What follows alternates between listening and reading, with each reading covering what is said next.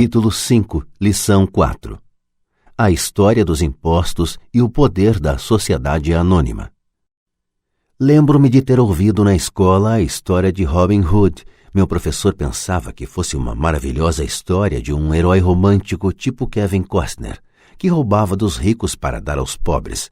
Meu pai rico não via Robin Hood como um herói. Ele o chamava de bandido. Robin Hood pode ter desaparecido há muito tempo, mas seus seguidores perduraram. Quantas vezes ouço as pessoas dizerem: por que os ricos não pagam por isso? Ou, os ricos deveriam pagar mais impostos para atender à pobreza.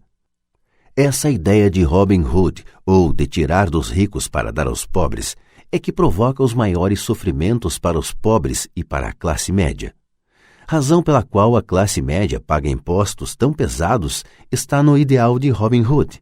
Na verdade, os ricos não são tributados. É a classe média que paga pelos pobres, especialmente a classe média alta instruída. Novamente, para entender bem como tudo acontece, precisamos adotar uma perspectiva histórica. Precisamos conhecer a história dos impostos. Meu pai, muito instruído, era especialista em história da educação. Já meu pai rico se tornou um especialista na história dos impostos. Pai rico explicou a Mike e a mim que originalmente na Inglaterra e nos Estados Unidos não havia impostos. De vez em quando eram lançados impostos eventuais para financiar guerras. O rei ou o presidente anunciava o acontecido e convocava todos para rachar a despesa. Impostos foram lançados na Grã-Bretanha para financiar as lutas contra Napoleão de 1799 a 1816 e nos Estados Unidos para financiar a Guerra Civil entre 1861 e 1865. Em 1874, a Inglaterra instituiu um imposto de renda permanente para seus cidadãos. Em 1913, o imposto de renda se tornou permanente nos Estados Unidos, com a adoção da 16ª emenda à Constituição. Durante certo tempo, os americanos eram contrários aos impostos. Foi o excessivo imposto sobre o chá que levou ao famoso Tea Party no porto de Boston, um incidente que ajudou a desencadear a Guerra Revolucionária. Foram necessários cerca de 50 anos, tanto na Inglaterra quanto nos Estados Unidos, para se consolidar a ideia de um imposto de renda rotineiro. O que esses dados históricos não revelam é que, em ambos os casos, os impostos foram inicialmente lançados sobre os ricos. Era isso o que o pai rico queria que Mike e eu entendêssemos. Ele explicou que a ideia de impostos se tornou popular e foi aceita pela maioria, divulgando-se aos pobres e à classe média que os impostos estavam sendo criados para punir os ricos. Foi assim que as massas votaram a favor da lei e ela se tornou constitucionalmente legal. Embora fosse imaginada para punir os ricos, na realidade acabou punindo aquelas pessoas que votaram a seu favor, isto é, os pobres e a classe média. Quando o governo sentiu o gosto do dinheiro, seu apetite aumentou, disse pai rico. Seu pai e eu somos exatamente os opostos. Ele é um burocrata do governo, eu sou um capitalista. Quanto mais ele gasta e quanto mais gente ele contrata, maior será sua organização. No governo, quanto maior sua organização, mais ele será respeitado.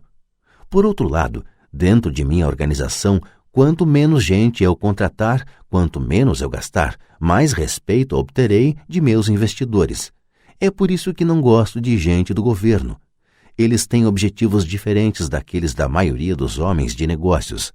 À medida que o governo cresce, mais e mais dólares saídos dos impostos serão necessários para sustentá-lo. Meu pai instruído acreditava sinceramente que o governo deveria ajudar as pessoas. Gostava de John F. Kennedy e especialmente da ideia do Corpo da Paz. Gostava tanto dessa ideia que ele e mamãe trabalharam para o Corpo da Paz, treinando voluntários para a Malásia, Tailândia e Filipinas. Ele sempre lutava por doações adicionais e aumentos no orçamento de modo que pudesse contratar mais gente, tanto no seu cargo no Departamento de Educação quanto no Corpo da Paz. Essa era a sua função. Desde meus 10 anos de idade, ouvia meu pai rico dizer que os funcionários do governo eram um bando de ladrões preguiçosos e meu pai pobre falava que os ricos eram bandidos gananciosos, que deveriam ser obrigados a pagar mais impostos. Ambos os lados tinham argumentos válidos. Era difícil trabalhar para um dos maiores capitalistas da cidade e chegar à casa onde o pai era um destacado líder do governo. Não era fácil saber em quem acreditar. Contudo, quando você estuda a história dos impostos, aparece uma perspectiva interessante.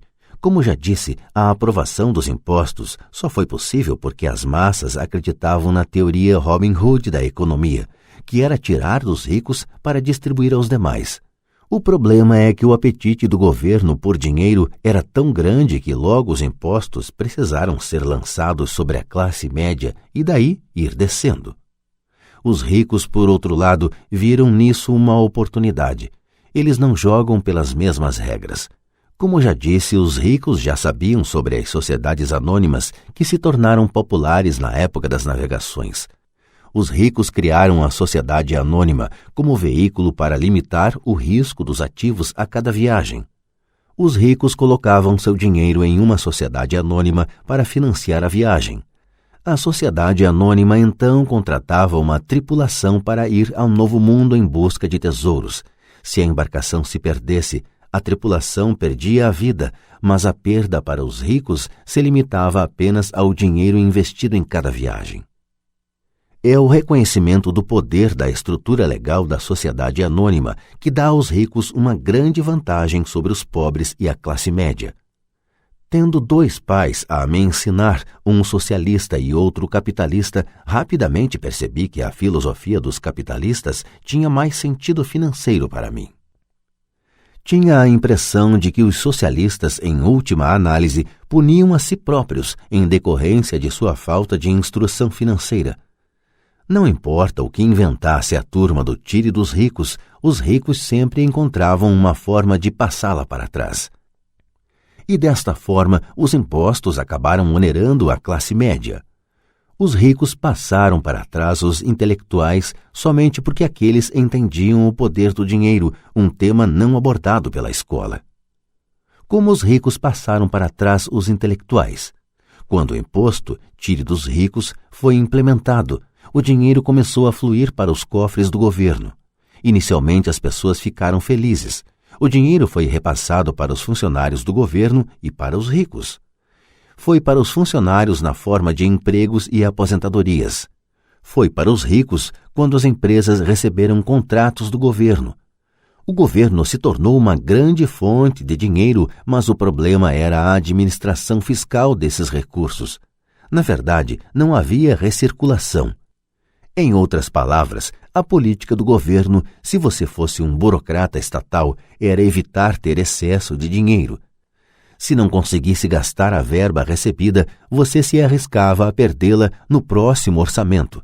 Certamente não haveria reconhecimento para você se fosse eficiente. Os homens de negócios, por outro lado, são recompensados pelo dinheiro que sobra e são reconhecidos por sua eficiência. À medida que este ciclo de despesas públicas crescentes continuava, a demanda por dinheiro aumentava e a ideia de tire dos ricos se ajustava agora para incluir níveis de renda mais baixos, chegando aos que tinham votado em favor dos impostos, os pobres e a classe média. Os verdadeiros capitalistas aplicavam seus conhecimentos financeiros para simplesmente encontrar uma maneira de escapar. Eles se voltaram para a proteção de uma sociedade anônima. Uma sociedade anônima protege os ricos. Mas o que muita gente desconhece é que uma sociedade anônima não é algo concreto, no sentido literal do termo. Uma sociedade anônima é simplesmente uma pasta de arquivo com alguns documentos legais que descansa no escritório de um advogado e está registrada em um órgão público. Não é um edifício com o nome de uma empresa, não é uma fábrica ou um grupo de pessoas. Uma sociedade anônima é simplesmente um documento legal que cria um corpo jurídico sem alma. A fortuna dos ricos estava novamente protegida.